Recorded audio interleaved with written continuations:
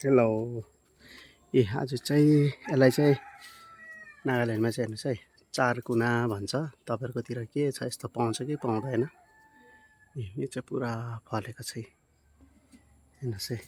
चारकुना भन्छ। यो चाहिँ सलाद खान एकदमै राम्रो हुन्छ। अनि यतिकै काँचै पनि खान सक्छ। यो चाहिँ भातसँग अहिले मिठो हुन्छ। हेर्नुहोस् है, म तपाईँहरूलाई देखाउँछु अहिले कसरी खाँदो रहेछ भनेर। र यो चाहिँ म टिप्दैछु। यसलाई चाहिँ भन्छ चारकुना।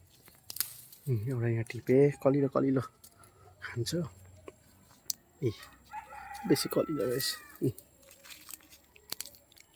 यो पनि टिप्छु।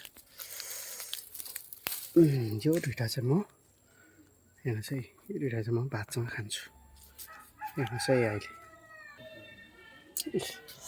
यो दुइटा चाहिँ म खान्छु भातसँग। हेर्नुहोस् है, अब यो चाहिँ भातमा यत्तिकै काँचै खाने हो। यता चाहिँ चारकुने भन्छ, तपाईँहरूकोतिर पाउँछ कि पाउँदैन हेर्नुहोस् है। यत्तिकै काँचो खाने हो। आजको मेरो लन्च राइस यो भयो। अन्त हेर्नुहोस् चिकन छ।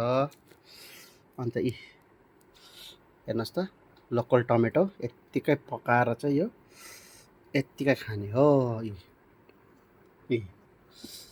Local tomato, salad, rice, chicken र आलु छ। हेर्नुहोस् है, मैले खाएको मैले बनाएको, आफै कुक गरेँ। कस्तो भयो लु, अब म खाँदैछु। तपाईँहरू पनि लन्च खाएर इन्जोय गर्नु। Okay, by by.